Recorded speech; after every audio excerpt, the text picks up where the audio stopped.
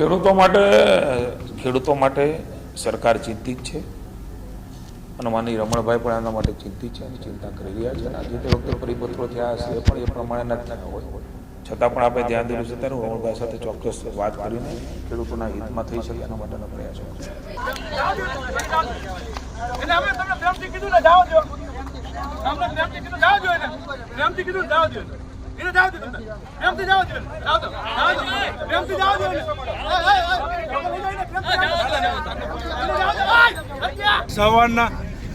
સવારનો રોડ ઉપર બેઠો છે કે જે આ પાવર ગ્રીડ તાનાશાહી કે જે અત્યારે ખેડૂતોને પોતાના ખેતરમાં જવું હોય તો વાવેતર માટે પણ નથી જઈ શકતો અને ખેડૂતો માટે અત્યારે ખૂબ જ ગુજરાતના ખેડૂતો પર અત્યાચાર થઈ રહ્યો છે.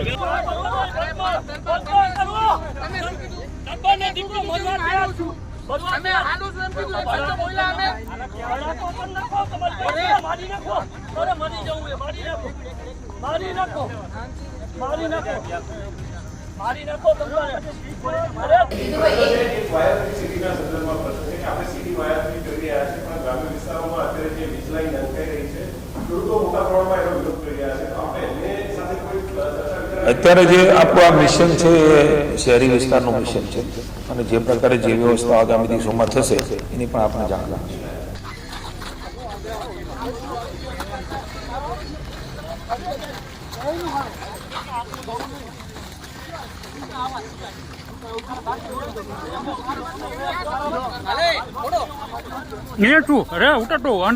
અમારી પોતાની જ જમીનમાં અમને ન જવા દેતા અને અમારી જમીનમાં 1 રૂપિયાનું વળતર ચૂક્યા વગર મોટા મોટા થાંભલા નખાવવામાં આવ્યા છે. અમારું વાવેતર બંધ કરવામાં આવ્યું છે. ચૂંટણી હતી ત્યારે એ લોકોએ કામ બંધ રાખ્યું તો અમારું વાવેતર કારણે જ અમને કામ ચાલુ કરવાનું મુહૂર્ત આવ્યું. તો આ તો 1 રૂપિયાનું વળતર ચૂક્યા વગર અને અમારી વાવણી ટાણે જ અમને આ કાર્ય શરૂ કર્યું છે. તો અમે સરકાર પાસે એક જ માંગણી કરીએ છીએ કે ભાઈ અમને યોગ્ય વળતર આપો અને બીજું કે અમને વાવણી કરવા દો. અત્યારે તમે જ્યાં સુધી તમારો વળતરનો મુદ્દો તમે સોલ્વ ન કરી દો ત્યાં સુધી કામ બંધ રાખો. અમે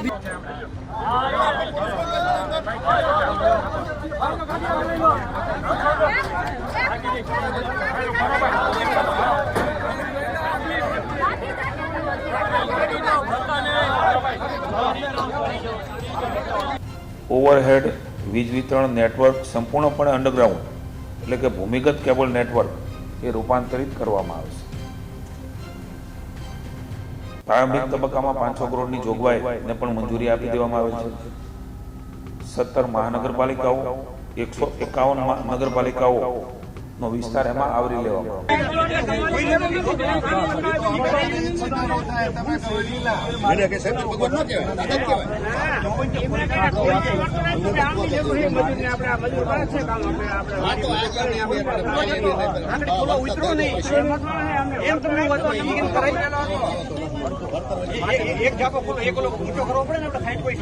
કચ્છથી માંડી દ્વારકાથી તમે લઈ લો, સુરેન્દ્રનગર જિલ્લો લઈ લો, તમામ જગ્યાએ અત્યારે પાવર ગ્રીડ કંપનીની તાનાશાહી પોલીસના બળ ઉપર જે અત્યારે ખેડૂતો ઉપર દહન કરવામાં આવ્યું છે. પોતાની બાપ દાદાની જમીન એને હડપવા માટે જે આ ષડયંત્ર થઈ રહ્યું છે એના વિરોધમાં ખેડૂત સવારનો આ રોડ ઉપર બેઠો છે અને પોલીસના ધાડા 800 હજારની સંખ્યામાં આજે પોલીસના ધાડા કોંડ ઉતારી દેવામાં આવ્યા છે કે જાણે કોંડ આખું આતંકવાદી ગામ હોય.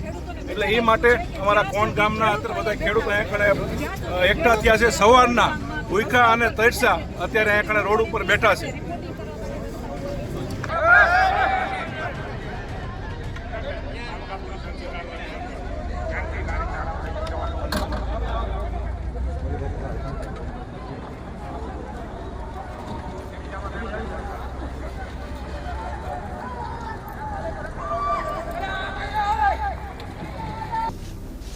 અત્યારે જે પરિસ્થિતિ છે એમાં 55,000 જેટલા ને આ વખતે લગભગ 17,000 જેટલા ખેડૂતોનું રજીસ્ટ્રેશન બાજરીમાં થયું હતું. હાલાકી ઘઉંને વગેરેની ખરીદી અન્ય રીતે જે ખેડૂતો માગે છે એ પ્રમાણે થઈ રહી છે. આપણે સૌ જાણીએ છીએ કે આ કેન્દ્ર આધારિત યોજના હોય ત્યાંથી પણ કોટા એ દરેક રાજ્યને સપ્રમાણ મળતા હોય છે. એ પ્રમાણે રાજ્યની સરકાર માનનીય રમણભાઈ સોલંકીએ મને કહ્યું છે કે અમે કેન્દ્ર સરકારમાં પણ વિનંતી કરીશું.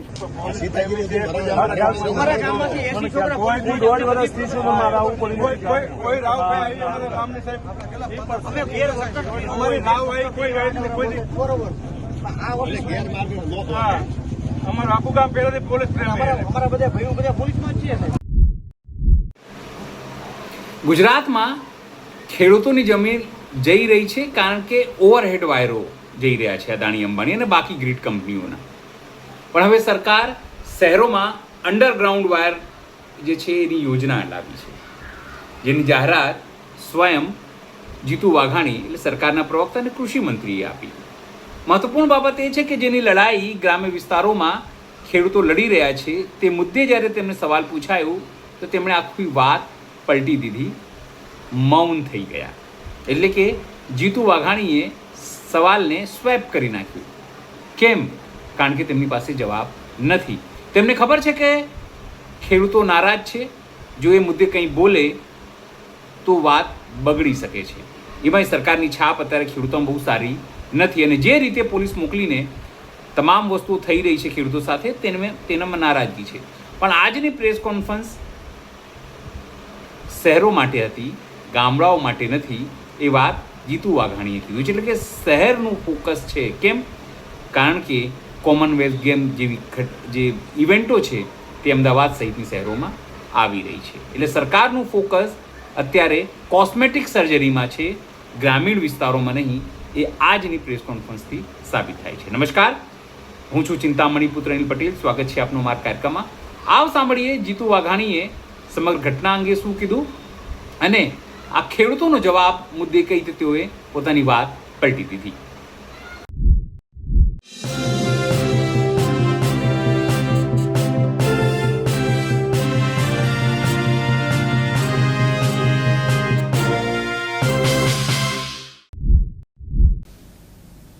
વાયર ફ્રી સિટી બનાવવાનો રાજ્ય સરકારે માનનીય મુખ્યમંત્રીશ્રીએ નિર્ણય કર્યો છે. આજની બેઠકમાં વાયર ફ્રી સિટી માનનીય મોદી સાહેબના ગ્રીન અને સ્માર્ટ સિટીનું વિઝન એમનાથી સાકાર થવાનું છે. ગુજરાત વાયર ફ્રી સિટી મિશનની જાહેરાત એ આજે કરવામાં આવી રહી છે. ઓવરહેડ વીજ વિતરણ નેટવર્ક સંપૂર્ણપણે અંડરગ્રાઉન્ડ એટલે કે ભૂમિગત કેબલ નેટવર્ક એ રૂપાંતરિત કરવામાં આવશે. પ્રારંભિક તબક્કામાં 500 કરોડની જોગવાઈને પણ મંજૂરી આપી દેવામાં આવેલ છે. 17 મહાનગરપાલિકાઓ 151 નગરપાલિકાઓનો વિસ્તાર એમાં આવરી લેવામાં આવશે. 2030 સુધીમાં રાજ્યના તમામ શહેરી વિસ્તારોને તબક્કાવાર વાયર ફ્રી સિટી તરીકે વિકસાવવાનો નિર્ણય એ કરવામાં આવ્યો છે. કુલ 14,600 circuit kilometre high tension overhead network તથા 31,400 સર્કિટ કિલોમીટર લો ટેન્શન ઓવરહેડ નેટવર્કને પણ તબક્કાવાર ભૂમિગત કરવામાં આવશે. પ્રથમ તબક્કામાં 11 kV ઓવરહેડ લાઇનોને પણ અને ત્યારબાદ લો ટેન્શન લાઇનોને ભૂમિગત કેબલમાં રૂપાંતરિત કરાશે. આ નિર્ણયથી ખાસ કરીને કુદરતી આફતો, વાયર તૂટવા, શોર્ટ સર્કિટથી થતી દુર્ઘટનાઓ અટકશે અને જનજીવન વધારે સુરક્ષિત બનશે. ટેકનિકલ ફોલ્ટ પણ ઘટશે. નાગરિકોની ગુણવત્તાયુક્ત અને અવરોધ વિનાની વીજળી એ મળશે. મને એવું લાગે છે કે Gujarat wire free city mission એ માત્ર વીજ લાઇનોને બદલાવાનો પ્રોજેક્ટ નથી, પરંતુ 21મી સદીના સ્માર્ટ અને સેફ ગુજરાતના નિર્માણ એક માનનીય મંત્રી શ્રી અન્ન નાગરિક પુરવઠો આ ખરીદી કરે છે. માનનીય રમણભાઈ એમણે પણ કેબિનેટમાં વાત કરી છે, એમની સાથે પણ ચર્ચા થઈ છે, એ પણ ચિંતા કરી રહ્યા છે. કેન્દ્ર સરકારમાં જે કોટા અને જે પ્રકારે આ વખતે રજિસ્ટ્રેશન થયું છે એ રજિસ્ટ્રેશનની સંખ્યા પણ ખૂબ મોટી ચાલુ વર્ષે છે, 55,000 જેટલી છે. એના કોટા જે નિયમ પ્રમાણે ફાળવવામાં આવે છે એ કોટો પણ આપણને રાજ્ય સરકારને મળ્યો છે, એ પણ આપણા ધ્યાનમાં છે, 75,000 ટન જેટલો. આ બધાનો સમન્વય કરીને કેન્દ્ર સરકારને પણ વિનંતી કરીને વધારે કોટા મળે ને ખેડૂતને મુશ્કેલી ન પડે એના માટે રમણભાઈ એ ચિંતિત છે ને રમણભાઈ ચિંતા કરી રહ્યા છે. પણ અત્યારે જે પરિસ્થિતિ છે એમાં 55,000 જેટલા ને કે આ વખતે લગભગ 17,000 જેટલા ખેડૂતોનું રજિસ્ટ્રેશન બાજરીમાં થયું હતું. હાલાકી ઘઉં ને વગેરેની ખરીદી અન્ય રીતે જે ખેડૂતો માગે છે એ પ્રમાણે થઈ રહી છે.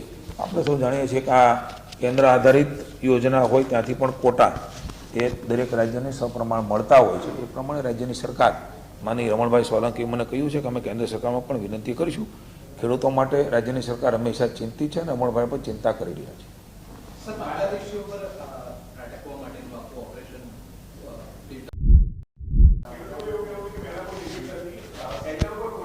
ખેડૂતો માટે સરકાર ચિંતિત છે અને માનનીય રમણભાઈ પણ આના માટે ચિંતિત છે અને ચિંતા કરી રહ્યા છે. અને જે તે વખતે પરિપત્રો થયા હશે એ પણ એ પ્રમાણેના જ થયા હોય છતાં પણ આપણે ધ્યાન દોર્યું છે ત્યારે રમણભાઈ સાથે ચોક્કસ વાત કરીને ખેડૂતોના હિતમાં થઈ શકે એના માટેના પ્રયાસો કરીશું.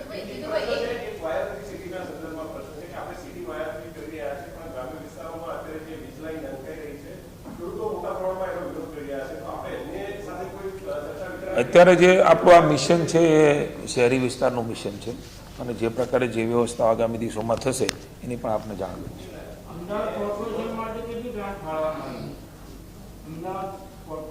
પ્રારંભિક તબક્કે 500 કરોડ રૂપિયા સમગ્ર નગરપાલિકા મહાનગરપાલિકા પણ પૈસાના માટે કંઈ અટકવાનું નથી. તબક્કાવાર ટેકનિકલ બાબતો છે એ પ્રમાણે 2030ના ટાર્ગેટ સાથે તમામ નગર અને મહાનગરો મેં કહ્યું એમ આપને એમાં આ વાયર ફ્રી એટલે કે અંડરગ્રાઉન્ડ કેબલ થાય એના માટેનો રાજ્ય સરકાર પ્રયાસ કરશે. એક નવો સારો નિર્ણય રાજ્યની જનતાના હિતમાં રાજ્ય સરકારે લીધો છે. Thank you. 2030 કહ્યું અત્યારે પ્લાનિંગ કર્યું છે 2030 સુધીમાં તબક્કાવાર બધા નગર અને મહાનગરો આ પ્રકારે વાયર ફ્રી સિટી તરીકે આ મિશનમાં જોડવા. જે રીતે જીતુ વાઘાણીએ પોતાની વાત મૂકી છે તેને લઈને આપ શું વિચારો છો? કારણ કે જીતુભાઈ વિચારા શું કરે, એ તો ચિઠ્ઠીના ચાકર છે, પણ છતાં કેવી રીતે તેઓ વાત પલટે છે? કારણ કે કૃષિ મંત્રી છે, ખેડૂતો સાથે લેવા દેવા છે, પોતાને ખેડૂત ગણાવે છે, પણ એમની પીડા એમને મહેસૂસ નથી થતી, એનો અહેસાસ નથી થતું. એ વાત આજની પ્રેસ કોન્ફરન્સથી લાગી. તિલક કરવાથી કોઈ હિન્દુ નથી થતું, તિલક કરવાથી કોઈ મૃદુ અને મક્કમ નથી થતું, તિલક કરવાથી કોઈ નેતા નથી થતું, પણ એ દિલથી અહેસાસ થવી જોઈએ, તમને પીડા થવી જોઈએ ખેડૂતોની. જે કોંઢ ગામના ખેડૂતોને પોલીસ હાંકી રહી છે એ જરા જોશો તો તમને પણ શરમ આવી જશે. છતાં અંગે આપ શું વિચારો છો જરૂરથી અમારા કોમેન્ટ બોક્સમાં કોમેન્ટ કરજો. એ સિવાય અમારી યુટ્યુબ ચેનલ લાઈક કરો, સબસ્ક્રાઈબ કરો, બેલ આઇકન દબાવો. અમારા ઇન્સ્ટા પેજ અને ફેસબુક પેજને પણ તમે જરૂરથી ફોલો કરો. સાથે મારી વેબસાઇટ છે www.gujaratplus.in, ત્યાં પણ જઈને તમે બધું અપડેટ થઈ શકો છો. અત્યારે માટે બસ આટલું જ. નમસ્કાર.